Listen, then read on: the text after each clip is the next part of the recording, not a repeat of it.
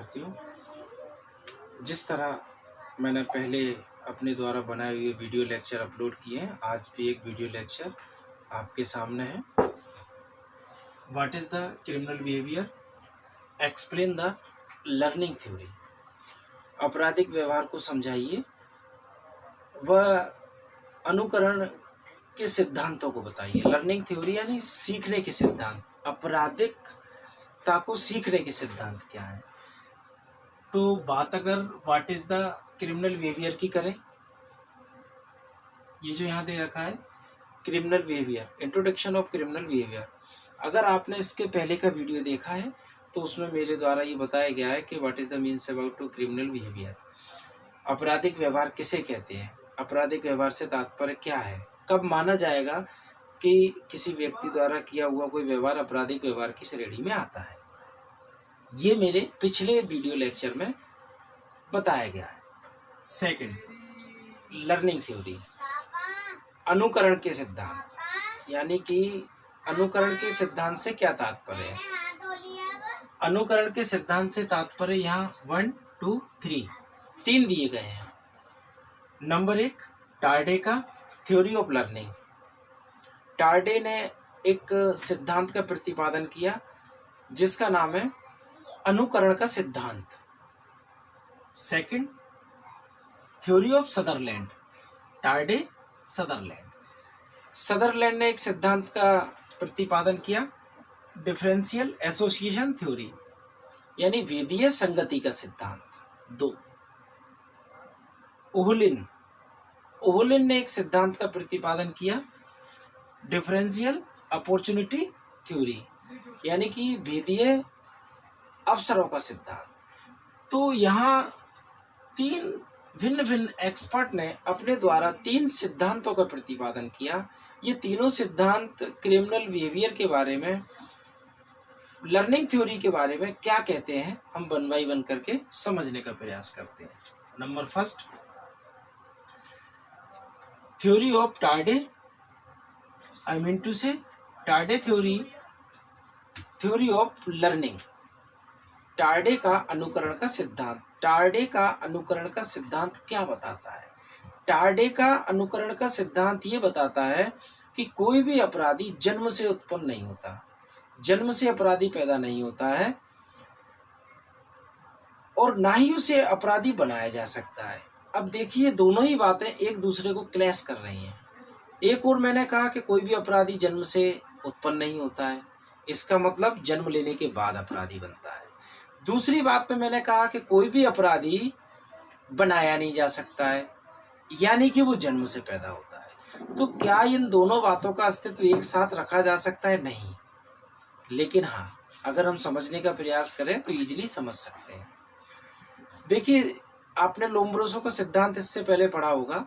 लोम्ब्रोसियन theory मैंने एक बताई थी, जिसमें कहा गया था, लोम्ब्रोसो ने ये कुछ एलिमेंट्स बताए थे अपराधी के, जिसमें उन्होंने कुछ विशेषताएं बताई थी और ये कहा था कि वह व्यक्ति जिसमें मेरे द्वारा यानी लोम्ब्रोसो के द्वारा बताई हुई विशेषताओं में से 5 विशेषताएं मिलती हैं, तो ये माना जाएगा कि यह व्यक्ति जन्म से ही अपराधी है, यानी जन्म लेने से पहले प्रकृति ने अपराधी बनाकर भेजा है। और अगर लोम्ब्रोसो के सिद्धांत में बताई हुई विशेषताओं में से 3 विशेषताएं उसमें होती हैं, तो पूर्ण रूप से नहीं लेकिन अपूर्ण रूप से अपराधी है। कहने का तात्पर्य ये है कि लोम्ब्रोसो ने ये बताया कि जन्म से ही जन्मजात अपराधी पैदा होते हैं।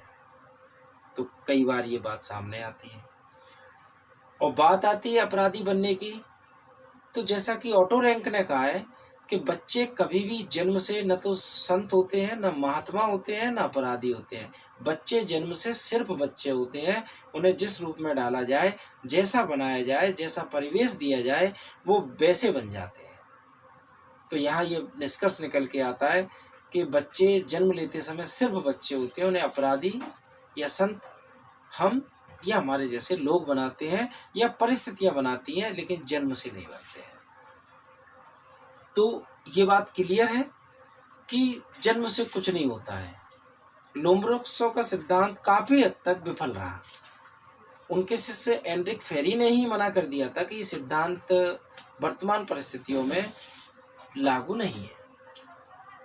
तो यहाँ टार्डे का थ्योरी ऑफ लर्निंग थ्योरी, अनुकरण का सिद्धांत काफी हद तक सही है। टार्डे ने अपने सिद्धांत में ये कहा है कि कोई व्यक्ति जन्म से अपराधी नहीं होता, वो जन्म लेने के बाद थोड़ा बड़ा होता है, कुछ लोगों से मिलता है, मिलने का क्रम उसका निरंतर चलते रहता है और इसी मिलने मिलाने के दौर में वो कुछ दूसरे लोगों से अपराध सीखता है, अनुकरण करता है, दूसरों से सीखता है और फिर अपराध करता है। It is a theory of learning. सीखने की कला को अपराध कहते हैं, यानी अपराध सीखने के बाद किया जाता है। Second, Sutherland, differentiation of association theory, भेदीय संगति का सिद्धांत। भेदीय संगति का सिद्धांत से तात्पर्य है कि जब एक व्यक्ति कुछ ऐसे लोगों की संगति में आ जाता है, कुछ ऐसे लोगों के साथ रहता है जिनका वास्ता सिर्फ और सिर्फ अपराध से पड़ता है, तो जाहिर सी बात है वो अपराधी बनेगा ही बनेगा।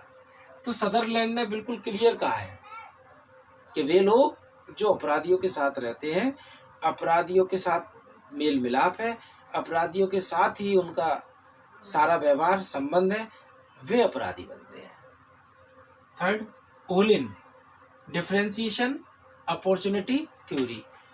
इन्होंने कहा है कि भेदीय अवसर का सिद्धांत। ओलिन ने भेदीय अवसर के सिद्धांत में ये बताया है कि जब एक व्यक्ति को कई सारे अवसर मिलते हैं और वो उन अवसरों को चुकाना नहीं चाहता, ऐसी स्थिति में वो अपराध कर बैठता है। कहने का तात्पर्य है कि भिन्न भिन्न लोगों के अपने अपने लाइफ ऑब्जेक्ट होते हैं। किसी को एक इंजीनियर बनना है, तो किसी को वकील बनना है, किसी को डॉक्टर, किसी को नेता, किसी को कुछ और।